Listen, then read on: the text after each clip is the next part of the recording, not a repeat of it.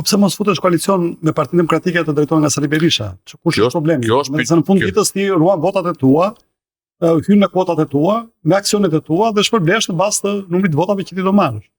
Pavarësisht dashjes apo mos dashjes personale, pëlqimit apo mos pëlqimit personal.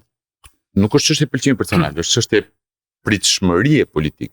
Do të thotë, a është Sali Berisha njeriu i cili duhet të rikthehet në pushtet në moshën 85 vjeçare kur të jenë zgjedhje viti 2027, 2029? Kjo është pyetja reale politike, dhe a do të mundet ky njeriu të vinë në pushtet? A është ky individi njeriu që ka vullnetin për të ardhur në pushtet? Personalisht mendoj që Sali Berisha nuk don të jetë më në pushtet në Shqipëri. Ka shumë kohë që ai refuzon të bëjë betejë për të fituar pushtetin. Është një person i cili ka për një qëllim të vetëm, të jetë drejtuesi politik, shpirtëror, ligjor i opozitës, ruaj këtë pozicion pa sfiduar realisht kur pushtetin e Ramës. Sa prezumime zotë këto visa po bën çdo të hënë, bën takime në bulevardin e Tiranës, bën protesta çdo 15 ditë. Dhe cili nga këto veprime ka prodhuar një efekt në raport me cënimin e pushtetit të Ramës? Problemi i pushtetit të zotit Rama është kompleks. Pra, nga fakti që është 200.000 administrata publike, shumë dakord. Politikat populiste, nuk e heq asnjë presje asnjëri për këtyre faktorëve.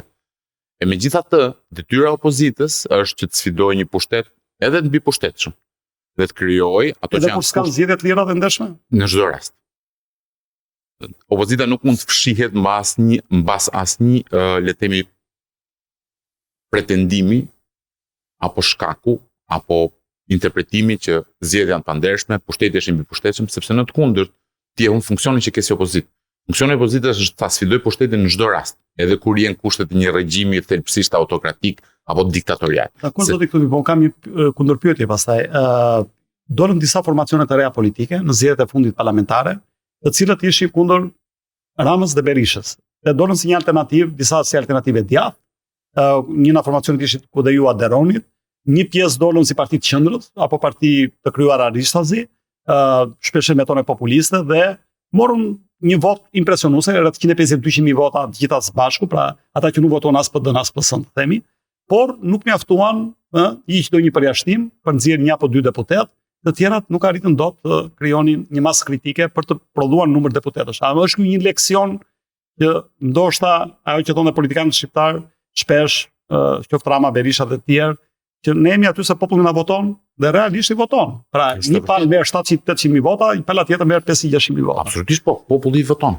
Nuk është ky problemi. Problemi është si e bin ti popullin që të mos t'i votoj. E ky ka qenë problemi që kishin në zgjedhjet e vitit 2025.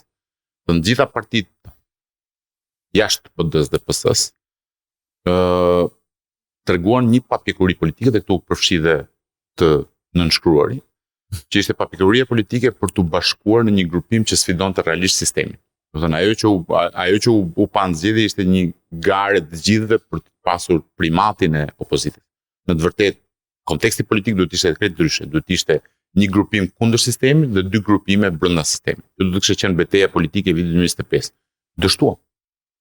Por kjo nuk do të thotë që nuk janë gjasat që këtë betejë politike ti ta zhvillosh. Problemi që po ndodh është që për shkak të pragmatizmit politik, kjo betejë sot është shuar në asnjë nga faktorët politik cilët janë brenda parlamentit apo jashtë parlamentit, nuk artikulon më çështje kundër sistemit. Artikulon çështje brenda sistemit për të moderuar, për të ndryshuar sistemin me qëllim për të pasur një benefit pragmatik.